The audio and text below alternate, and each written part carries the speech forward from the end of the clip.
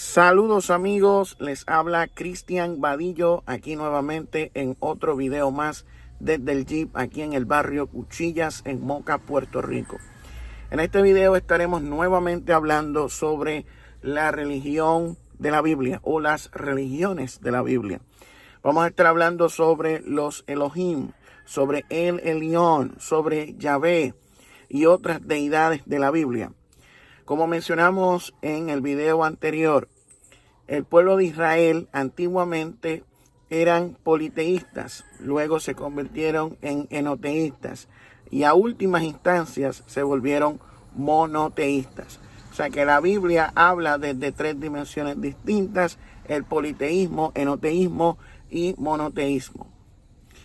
Esas son cosas que a usted nunca le van a decir en sus iglesias, ya que la mayoría de las iglesias del cristianismo sostienen la creencia monoteísta y la tradición monoteísta, heredada del judaísmo del Segundo Templo y del zoroastrismo persa.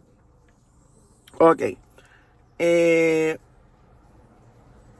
Nosotros mencionamos que en el libro de Génesis se puede ver la pluralidad de dioses en el comienzo, desde el inicio del Bereshit, cuando se dice que en el principio los Elohim organizaron la tierra, que la tierra estaba desorganizada y vacía, y que un viento de los Elohim se movía sobre el agua, un ruach, algo que producía viento, estaba sobre el agua, y es ahí donde se movían los Elohim, que comienzan a terraformar la tierra, sembrar vida, producir vegetación, animales, plantas y un sinnúmero de otras cosas, hasta la creación del ser humano. El ser humano es creado por los Elohim y ellos mezclan su naturaleza con la humana, lo mismo que vemos en las tablillas sumerias, donde se sacrifica al dios Geshtu, mezclando su sangre y su carne para la creación del primer hombre, ¿verdad? Pues crean a la humanidad de acuerdo a su imagen y semejanza en el Gan Eden, en este lugar donde estaban ocurriendo todo esto. El nombre que se menciona a Dios en el español, en el original, es Elohim. Elohim significa dioses, pero también puede ser utilizado para referirse a una deidad en particular. Cuando leemos el libro de Génesis, vemos que las connotaciones que da es en plural, porque dice hagamos al hombre a nuestra imagen y semejanza. Ahora el hombre es como uno de nosotros, sabiendo el bien y el mal. Vemos que constantemente las conversaciones internas de los Elohim es en plural, no es en individual. ¿Qué sucede? Los hebreos pues tenían un panteón de dioses, el ejército de los cielos, igual que los cananeos tenían un concilio que eran los hijos de El. Los hijos de El, según el texto ugarítico, se les conocía como Elohim. Esto se descubrió en hallazgos arqueológicos en el siglo XX, en 1928. Y entonces ahí se puede ver la conexión con la Biblia hebrea. O sea, que está hablando de los Elohim, son los hijos de El. ¿Quién era él? Él era el padre de los dioses, era el más antiguo, el que estaba por encima de ellos. Él era el Elión, el Ilión, el que estaba por encima, el alto, el más anciano, el padre de años, el anciano de días, como también se lo conocía. El Shaddai, el señor de la estepa o el señor de la montaña. El Olam, ¿ve? El Elión, el altísimo. ¿Ve?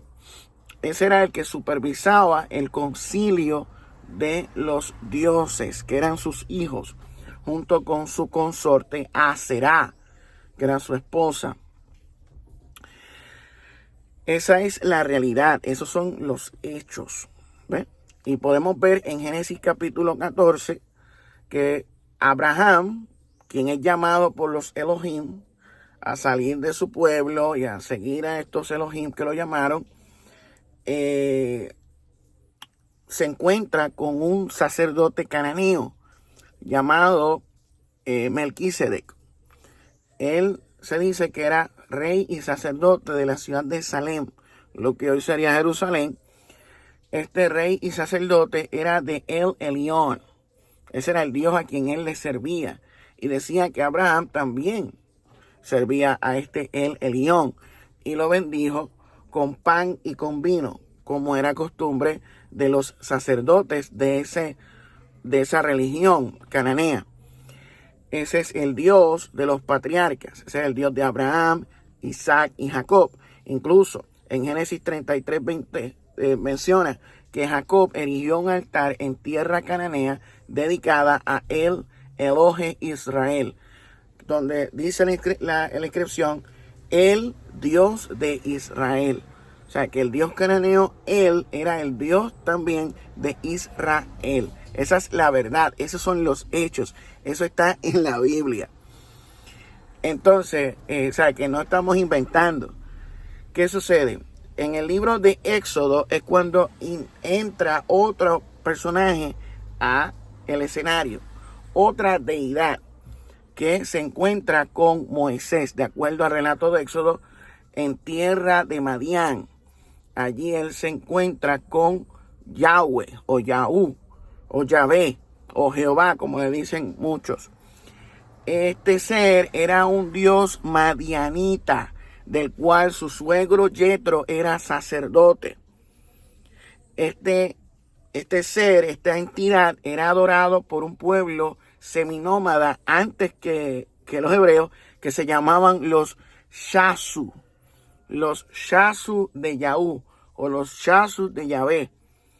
Ellos fueron los que eventualmente llevaron a Yahvé a tierra cananea.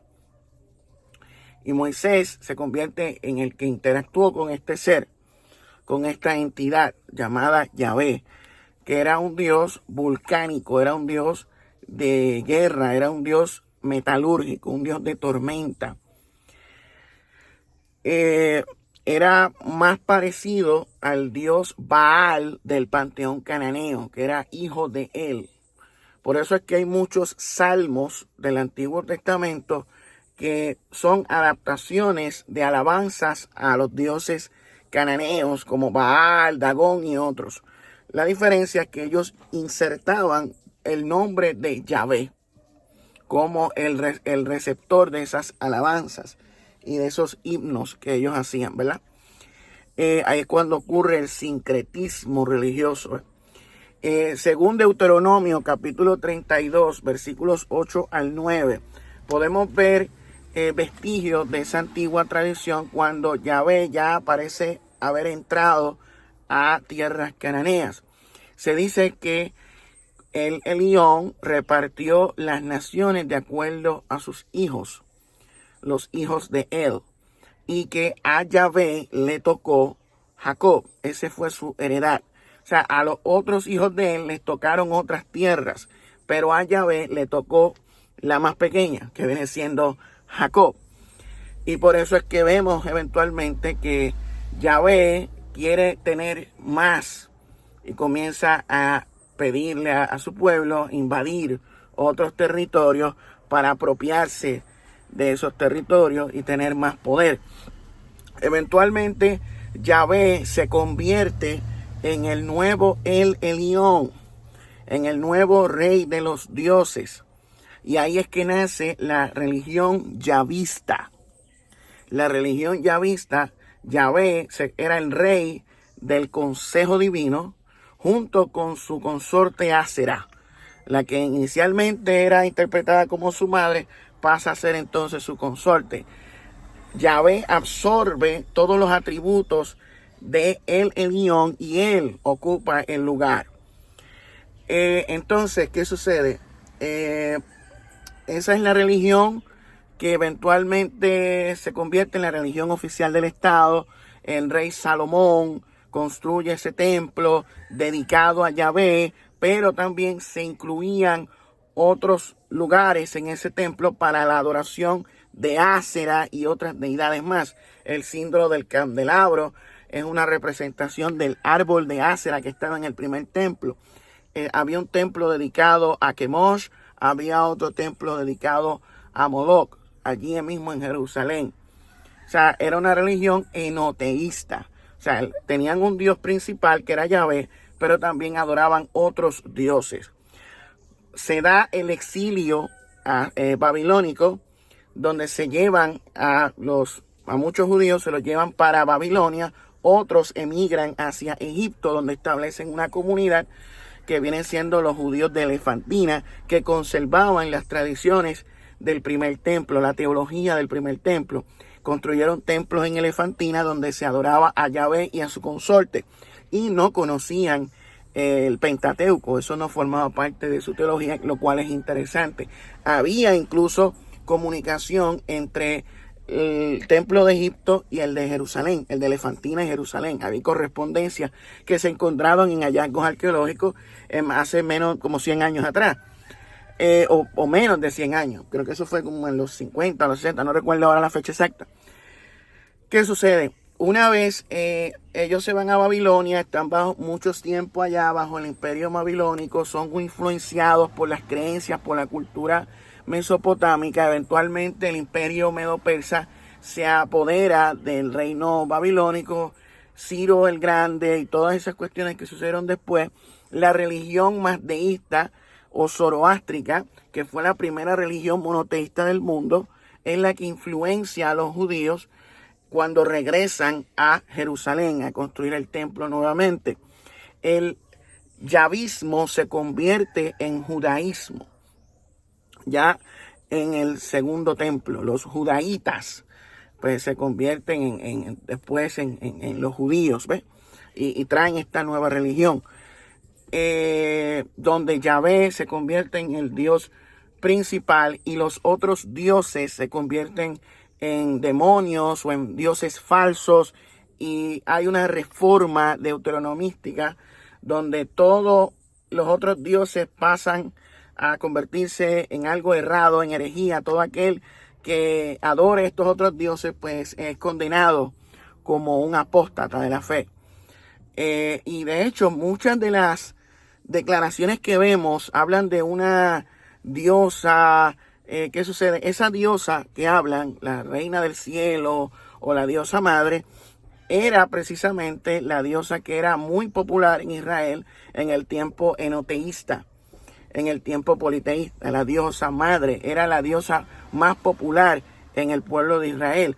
En hallazgos arqueológicos se han encontrado montones de estatuillas en las casas donde la gente le rendía culto a ellos, a esta deidad de la diosa madre. Lo que contradice la narrativa bíblica, que vemos en la Biblia, donde se presenta como que Yahvé era el Dios único verdadero y los demás estaban mal, y que los profetas yavistas y qué sé yo. Pero todo eso fueron parte de ediciones de la reforma deuteronomística, la reforma sacerdotal y todas las cosas que hubo toda una evolución. Eso no fue algo de la noche a la mañana, fue algo que duró décadas, siglos, hasta el reino asmoneo, donde prácticamente ahí se establece ya la religión judía como tal, que después pues sufre también unas evoluciones por la interacción con los helenistas, con los romanos y todas esas cosas que pasaron después. Pero al final de cuentas, resumiendo, en conclusión, inicialmente Israel era politeísta, enoteísta, monoteísta. Adoraban inicialmente a los Elohim junto al padre El. Después pasaron a adorar a Yahvé junto con otros Elohim. También adoraron después a lo último a Yahvé. Así fue como se dio el proceso de la religión judeocristiana, ¿ves? O judía inicialmente. El cristianismo pues tiene otras cuestiones que en otro video quizás hablemos de eso. Entonces pues eso es lo que hay, brother. A ustedes en las iglesias, y a mí me enseñaron en la iglesia, de que la Biblia habla únicamente de un solo Dios, y que ese era el Dios de Israel, que ese es Jehová, Yahvé, ese es el Dios único y verdadero, el que habla la Biblia, que fuera de Yahvé, fuera de Jehová, no hay otro Dios.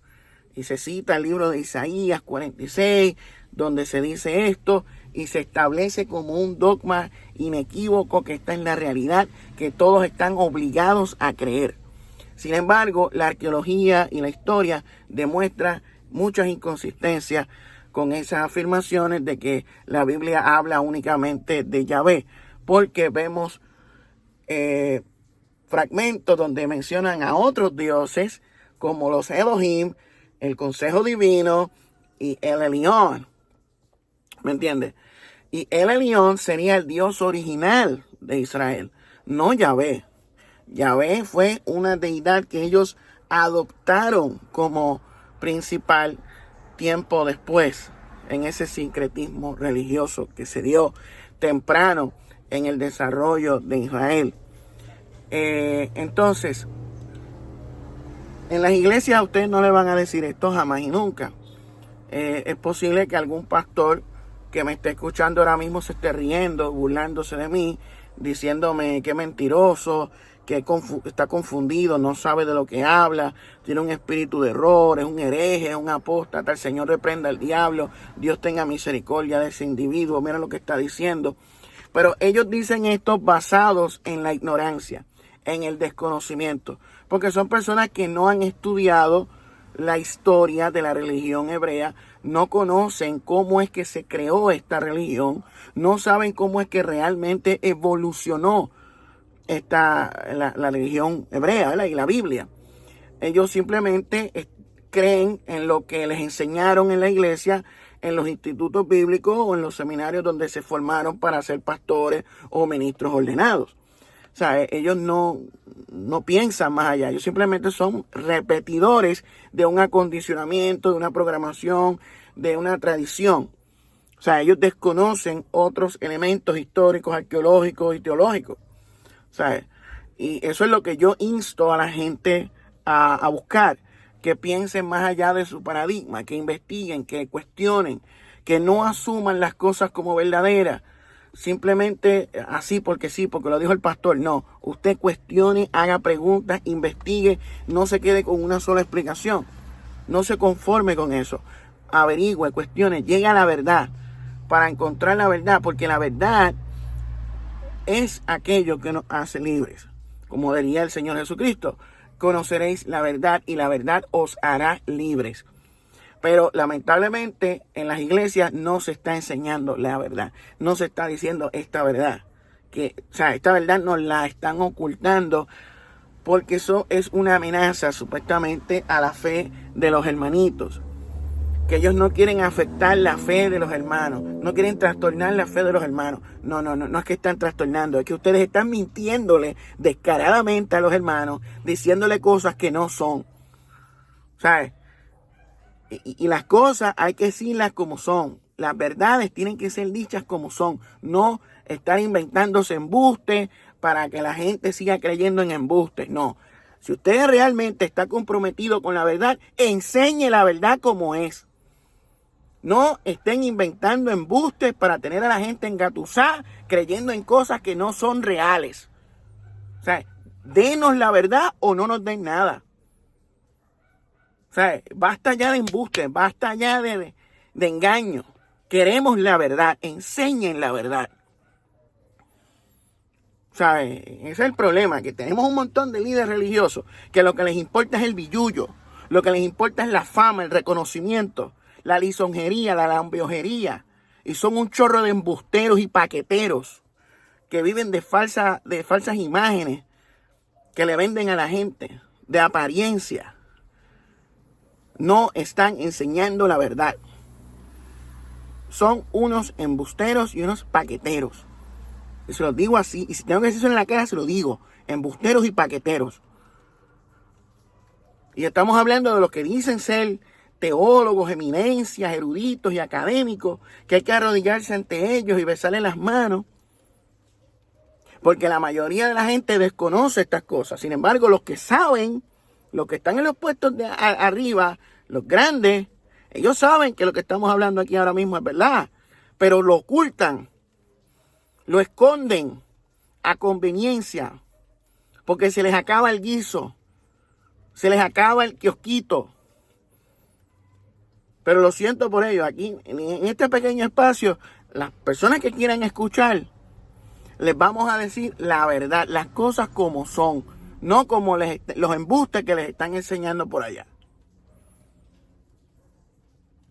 O sea, y hay que decirlo, son muchas las personas que no saben la verdad, no conocen la verdad. Y después vienen a donde mí a tratar de reprenderme o de corregirme diciendo que yo me he apartado de la verdad. Cuando los que no tienen ni idea de lo que es la verdad son ellos. ¿Me entiendes? Porque yo le estoy diciendo a la gente, mira, tú dices que tú tienes la verdad. Ponlo a prueba. ¿Cómo? Estudia, lee, investiga, cuestiona. Prueba a ver si lo que tú crees es verdad. Pero ellos no. Tú estás mal, yo estoy mal. ¿Por qué estoy mal? Por decirle a la gente que cuestione, porque investigue, porque estudie. Yo estoy mal por eso. ¿En serio? A ese nivel. O sea, quieren esclavizar las mentes de las personas, aprisionarlos en un sistema de no pensamiento. No. O sea, usted tiene que tener una voluntad propia, usted tiene que tener pensamiento crítico, tiene que tener análisis, discernimiento. Usted no puede decir amén a todo lo que le dicen. Usted no puede creer todo lo que le dicen. Usted tiene que poner a prueba si es verdad lo que le están diciendo o no. ¿Ve? Así es como uno prueba las cosas. Entonces hay muchos líderes religiosos que se hacen llamar doctores en teología, que se hacen llamar eruditos, que se hacen llamar académicos, que son un chorro de paqueteros. Porque no le están diciendo la verdad a la gente. No, que es que nosotros tenemos la verdad, que la Biblia siempre ha hablado del monoteísmo, que esta es la inspiración divina, que si esto, que si lo otro. No, díganle la verdad. La Biblia fue creada por hombres que adaptaron, algunos de ellos, historias de otras religiones y culturas y le dieron un toque autóctono, una versión hebrea o judía o cristiana a cosas que eran de otros pueblos, de otras culturas. Díganle la verdad a la gente. O sea, no existe univocalidad.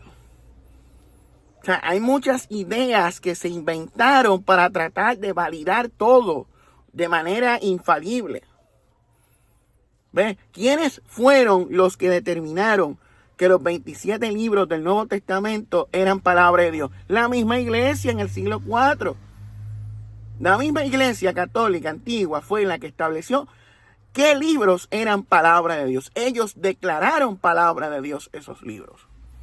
Fueron un grupo de personas que así lo establecieron. Esa es la verdad. Lo mismo que sucedió con la Biblia hebrea. Un grupo de sacerdotes, de escribas, de ancianos judíos establecieron cuáles eran los libros inspirados o los libros que eran palabra de Dios. Es lo mismo. Esa es la realidad. Esos son los hechos. O sea, a otros zánganos con el cuento de la inerrancia, de la univocalidad, que si esto siempre ha sido embuste. Dejen de engañar a la gente para sacarle billetes con diezmos y ofrendas y para que le compren los libros. ¿Ves? Para que las editoriales le vendan los libros. Eso es lo que pasa. Un negocio. El negocio de la religión. El negocio de la fe. O sea, lo de la prosperidad y también los que se dicen ser académicos bíblicos también están con la misma vaina. No están enseñando la verdad. no están enseñando las cosas como son. Y después dicen, no, es que pasa que son liberales, que son gente que no creen nada, que son carnales, que no entienden las cosas del Espíritu. No, los que no tienen el Espíritu son ustedes porque no están enseñando la verdad. ¿Cómo una persona puede afirmar tener el Espíritu Santo de la verdad cuando no está enseñando la verdad? ¿Cómo es posible eso? ¿Cómo una persona se atreve a decir con su boca de comer que ellos nacieron de nuevo, que ellos tienen a Cristo, que ellos están en la verdad, cuando de su boca y cuando enseñan no están haciéndolo acorde a la verdad? No están enseñando la verdad. No están diciendo las cosas como son. Están vendiendo narrativas, propagandas, cuentos a conveniencia. No están enseñando la verdad. ¿Con qué cara se atreven a decir que son espirituales? Que ellos son entendidos en las cosas de Dios. Y nos acusan a nosotros de ser carnales, de ser incrédulos, incircuncisos, ateos. ¿Qué es eso? Cuando aquí los primeros embusteros que están engañando a la gente y confundiendo a la gente son ellos, que no están enseñando las cosas como son. A otros zánganos con ese cuento.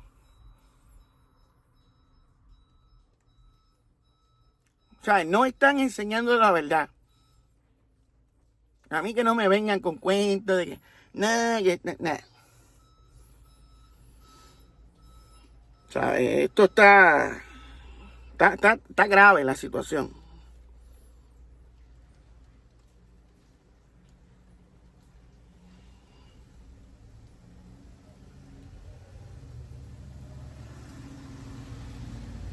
Terrible.